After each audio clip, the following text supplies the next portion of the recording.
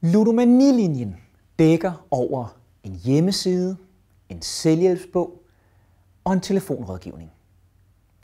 På hjemmesiden ludomanilinjen.dk der kan både spillere og pårørende finde information om ludomani. Hvilke tegn ser man først på ludomani? Hvad er ludomani egentlig? Hvordan kan det behandles? Og hvorfor er det så vigtigt at få gjort noget hurtigt? På hjemmesiden der findes både en test dig selv-test for spillere, samt en af din pårørende ludoman-test for folk, der bekymrer sig for sine nærmeste. Derudover så finder både spillere og pårørende helt konkrete råd til, hvordan de kan handle lige her og nu. Ønsker man mere information end hjemmesiden lige giver, så kan der fra forsiden downloades selvhjælpsbogen Fri for ludomani. Bogen, der er den eneste selvhjælpsbog, der findes på dansk, giver i et enkelt og letlæst sprog en trin-for-trin guide til, hvordan man selv kan tage store og vigtige skridt i kampen mod en spilleproblematik.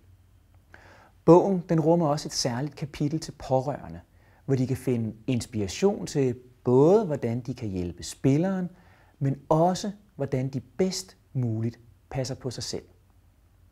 Bogen den kan downloades både i papir- og lydformat, og den kan også bestilles i traditionel bogform ved at ringe til Ludomanilinjen.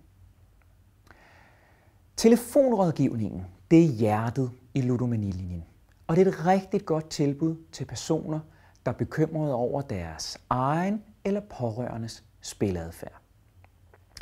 Ved et opkald til linjen, der vil man møde særligt trænede medarbejdere, som vil kunne guide spilleren eller den pårørende gennem en god og afklarende snak om den spilleproblematik, der er tale om. Medarbejderen på Ludomanilinjen vil forsøge at danne sig et overblik over, hvordan og hvor meget spilleren spiller, samt hvilken indflydelse spillet har på spillerens hverdag. Har spilleren konkrete spørgsmål til sin situation eller til ludomani generelt, så vil medarbejderen naturligvis også efter bedste evne søge og besvare alle disse former for spørgsmål. Hvis medarbejderen og spilleren sammen vurderer, at det er hensigtsmæssigt, og hvis spilleren selvfølgelig er motiveret for og indforstået med det, så kan medarbejderen efter samtalen henvise til gratis behandling hos Dansk Ludomanibehandling.